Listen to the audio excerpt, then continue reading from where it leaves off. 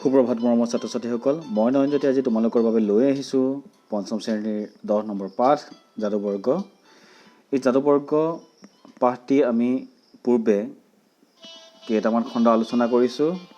তোমালোকে যদি চোৱা নাই, আগৰ খণ্ডবোৰ তোমালোকে লিংকত গৈ চাই ল'বা। আজি আমি 5টা ঘৰ থকা অৰ্থাৎ 5টা অংকৰ এটা যাদুবৰ্গ আমি যাদুবৰ্গ সমাধান কৰিম। 2ৰ পৰা 50ৰ ভিতৰত সংখ্যাকেইটা ল'বলৈ কৈছে। এই সংখ্যাকেইটা আমি ল'ব লাগিব 2ৰ পৰা 50ৰ ভিতৰত সংখ্যাকেইটা। এই সংখ্যাকেইটা ব্যৱহাৰ কৰি আমি 5টা সংখ্যাৰ যাদুবৰ্গ সম্পূৰ্ণ কৰিম। তোমালোকে মনোযোগ দি চাই যাবা, যাতে তোমালোকেও আৰু ভৱিষ্যতে কোনোবা যাদুবৰ্গ সমস্যা সমাধান কৰোঁতে এই সমস্যাবোৰ সমাধান কৰিব পাৰা। তোমালোকে এতিয়া এই যাদুবৰ্গটোলৈ চোৱা।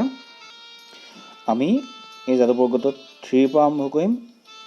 3, 4, 5, 6, 7, আকৌ 8, 9, 10 এনেকৈ আমি সংখ্যাবোৰ লিখি যাম। এনেকৈ আমি সংখ্যাবোৰ 27লৈ লিখিম। এইটো হৈছে মোৰ ফাৰ্ষ্ট ষ্টেপ। প্ৰথমতে আমি এনেকৈ লিখিব লাগিব। তাৰপিছতে ইয়াৰ পিছত আমি 2 নম্বৰত লিখিব লাগিব। দ্বিতীয়তে আমি দ্বিতীয় ষ্টেপত আমি কি কৰিব লাগিব, সংখ্যাবোৰ আমি এনেকৈ ভাগ কৰিব লাগিব। এনেকৈ ভাগ কৰিব লাগিব। এনেকৈ আমি সংখ্যাবোৰ ভাগ কৰিম। এনেকৈ আমি সংখ্যাবোৰ ভাগ কৰিম। আমি এনেকৈ ভাগ কৰি লোৱাৰ পাছত আকৌ পুনৰ এনেকৈ ভাগ কৰিম।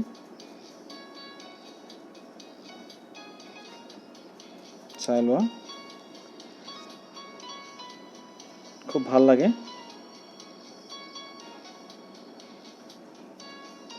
এনেকৈ ভাগ কৰি ল'বা, এনেকৈ।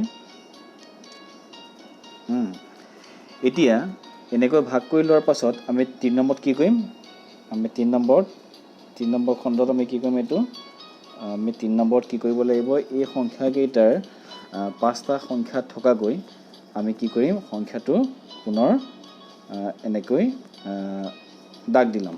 আমি আগত কেনেকৈ দাগ দিছিলোঁ, আমি ঠিক সেইদৰে আমি এইডোখৰ পৰা দাগ দিম। এনেকৈ দাগ দিলোঁ। আমি এনেকৈ দাগ দি ল'লোঁ। দাগ দি লোৱাৰ পাছত আমি সংখ্যাবোৰ আগত যেনেকৈ ভৰাইছিলোঁ ভিতৰলৈ, এতিয়া এই একেবাৰে বাহিৰৰ আমাৰ কি সংখ্যা আছে, ইয়াত 7।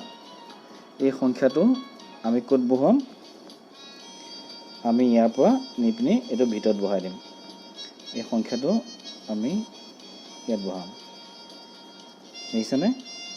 এই সংখ্যাটো আমি ইয়াত বহাই দিম। দেখিলা?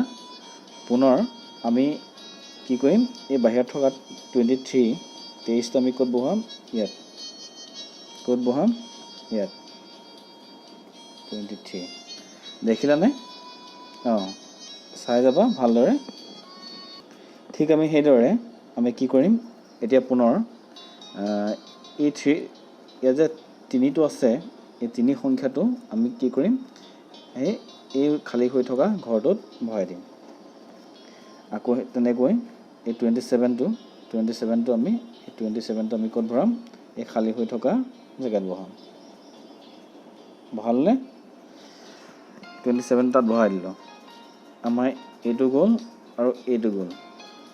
তাৰপিছত কি হ'ল, এই খালী আৰু বেলেগ কি আছে সেইখিনি আমি সংখ্যা চাম। ইয়াত কি আছে, 18। এই 18টো ক'ত বহাম, ইয়াত। আকৌ 6টো ক'ত বহাম, এই 6টো ইয়াত। আমি সলনাসলনিকৈ বহাই দিম। আমি সলনি কৰিব লাগে। ঠিক সেইদৰে আকৌ ইয়াত কি আছে, 24। এই 24টো ক'ত বহাম, ইয়াত। দেখিলানে? আকৌ এইটো 12টো ক'ত বহাম, এই 12টো ইয়াত। আকৌ সেইদৰে কি কৰিম, ইয়াত 4 আছে, এই 4টো ইয়াত বহালোঁ। আকৌ 22টো ইয়াত বহালোঁ। আমি সলনাসলনিকৈ বহাম। দেখিছানে? আকৌ ইয়াত আছে 8। এইটো আকৌ ক'ত বহাম? এই খালী হৈ ক'ত আছে? এইডোখৰত নহয় জানো? এইডোখৰত আমি এইটো বহালোঁ। আকৌ ইয়াত 26 আছে বাহিৰত, এই 26টো ইয়াত বহালোঁ। বহালনে? অঁ, এতিয়া আমাৰ কি হ'ল, এই বাহিৰত যিখিনি সংখ্যা আমি গোল কৰিছিলোঁ, বাহিৰৰ সংখ্যা যিখিনি আমি ভিতৰলৈ আনিছিলোঁ, এই অনা সংখ্যাখিনি আমি কি কৰিম এতিয়া? মোহাৰি দিম। এতিয়া এই সংখ্যাবোৰ আমি মোহাৰি দিলোঁ। দেখিছানে? এনেকৈ আমি মোহাৰি দিম। দেখিছা? তোমালোকে মোহাৰিবা, এনেকৈ লিখিলেও তোমালোকে পুনৰ মোহাৰিবা। দেখিছানে এইটো? এতিয়া সংখ্যাকেইটা মোহাৰাৰ পাছত আমি কি কৰিম? এই ওপৰৰ পৰা তললৈ এনেকৈ সংখ্যাবোৰ আগত আমি যিদৰে লিখিছিলোঁ তেনেকৈ লিখিম। প্ৰথম সংখ্যাৰ প্ৰথম লাইনত আমি কি লিখিম? ইয়াত কি আছে? 5। ইয়াত কি আছে? 5। 5ৰ পৰা আমি ক্ৰমিককৈ লিখিম। 5, 18, 11 আৰু 24 আৰু কি আছে? 17। এইটো আমি পুনৰ ভালকৈ লিখিম। আমি পোনকৈ ভালকৈ লিখিম এতিয়া। দেখিছানে? তেনেকৈ আমি পুনৰ আকৌ লিখিম 22, 10 এনেকৈ 22 চাই লোৱা 22 এইটো 10 এনেকৈ আমি পুনৰ লিখি যাম। চাই যাবা ভালকৈ। 4 নম্বৰ ষ্টেপত আমি কি কৰিম? 4 নম্বৰ ষ্টেপত আমি এনেকৈ সংখ্যাবোৰ যেনেকৈ আছিলে সংখ্যাবোৰ এনেকৈ আমি ক্ৰমিকভাৱে গোটেইখিনি আমি লাইনত এনেকৈ লিখি ল'লোঁ। এনেকৈ সংখ্যাবোৰ লিখি ল'লোনে? লিখিব পাৰিব নহয়? চাই লোৱা। অঁ, আমি এনেকৈ সংখ্যাবোৰ লিখাৰ পাছত আমি কি কৰিম? এই সংখ্যাবোৰ যে আমি দেখিছোঁ, এই সংখ্যাবোৰ কি কৰিব লাগিব? আমি শুদ্ধ হৈছেনে নাই আমি ঘৰটো এনেকৈ প্ৰথমতে আমি 5টা সংখ্যাৰ যিহেতু বৰ্গ বনাইছোঁ, ঘৰটো আমি এনেকৈ এবাৰ আমি এনেকৈ টানি ল'লোঁ। 5টা সংখ্যাৰ ঘৰ, বৰ্গৰ ঘৰ। তেনেকৈ এইটো আছে 4 নম্বৰ ষ্টেপ। ঘৰকেইটা টানি ল'লোঁ। এনেকৈ ঘৰকেইটা আমি টানি ল'লোঁ।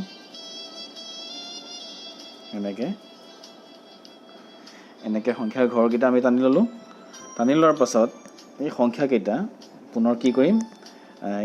এনেকৈ সংখ্যাবোৰ আমি যদি যোগ কৰি চাওঁ, এনেকৈ গোটেইখিনি সংখ্যা আমি যোগ কৰি চাওঁ, আমি কেনেকৈ যোগ কৰিব পাৰিম?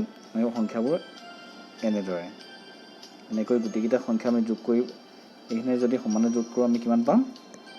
75। চাবা, এই সংখ্যা গোটেইখিনি আমি যদি যোগ কৰোঁ কিমান পাম? 75। ঠিক তেনেকৈ এইকেইটা সংখ্যাও যোগ কৰাৰ পাছত এইকেইটা এনেদৰে গোটেইখিনি এইখিনি সংখ্যাও যোগ কৰি লোৱাৰ পাছত আমি গোটেইখিনি যদি যোগ কৰোঁ, এনেকৈ গোটেইখিনি সংখ্যা যদি কৰোঁ কিমান হ'ব? 75। 75 আমি গোটেইখিনি পাম। হ'ব? এতিয়া এনেকৈ আমি যোগ কৰি চাব লাগিব শুদ্ধ হৈছেনে নাই। পুনৰ আমি সংখ্যাবোৰ এনেকৈ যোগ কৰি চাম। এনেকৈ প্ৰতিটো সংখ্যা যোগ কৰি চাম। এনেকৈ যোগ কৰিলেও আমাৰ কিমান উত্তৰটো ওলাব? 75। যদি ক'ৰবাত ওলোৱা নাই তেতিয়া গম পাবা অংকটো আমাৰ যাদুটো ভুল হৈছে। এনেকৈ প্ৰতিটো সংখ্যা আমি যোগ কৰি চাম। এনেকৈ গোটেইখিনি সংখ্যা যোগ কৰি চাম। আগত যেনেকৈ যোগ কৰিছিলোঁ এই গোটেইখিনি আমি তললৈ এনেকৈ এবাৰ যোগ কৰি চাম। হ'ব? তেনেকৈ যোগ কৰাৰ পাছত আমি পুনৰ সংখ্যাটো আমি এনেকৈ যোগ কৰি চাম। এনেকৈ 8ডাল টানি ল'ব আগতীয়াকৈ। তেতিয়া আমি ইয়াৰ ভিতৰত থকা সংখ্যাবোৰ আমি গম পাম। ইয়াত 13, 14, 15, 16 আৰু 17। এই ক্ৰমিক গোটেইখিনি যোগ কৰিলে আমি কিমান পাম? ইয়াতো 75। আকৌ ঠিক সেই তেনেকৈ আমি এনেকৈ যোগ কৰিব লাগিব। এনেকৈ এই সংখ্যাকেইটা যোগ কৰিলেও আমি কিমান পাম? 75। এইটো হৈছে 5 নম্বৰ ষ্টেপ। আমি এনেকৈ সংখ্যাকেইটা যোগ কৰাৰ পাছত আমি আমাৰ এই যাদুবৰ্গটো সম্পূৰ্ণ কৰিব পাৰিম। এতিয়া তোমালোকে দেখিলা নহয় আমি কেনেকৈ যাদুবৰ্গ এটা সমাধান কৰিলোঁ। 5টা ঘৰত থকা এটা যাদুবৰ্গ। এই যাদুবৰ্গ আমি এনেকৈ সমাধান কৰিব পাৰিম। গতিকে তোমালোকে নিজৰ ঘৰত চেষ্টা কৰি চাবা। নোৱাৰিলে লাইক কমেণ্ট তোমালোকে কমেণ্ট কৰিবা আৰু চেনেলটো চোৱাৰ পাছত তোমালোকে ছাবস্ক্ৰাইব কৰিবা।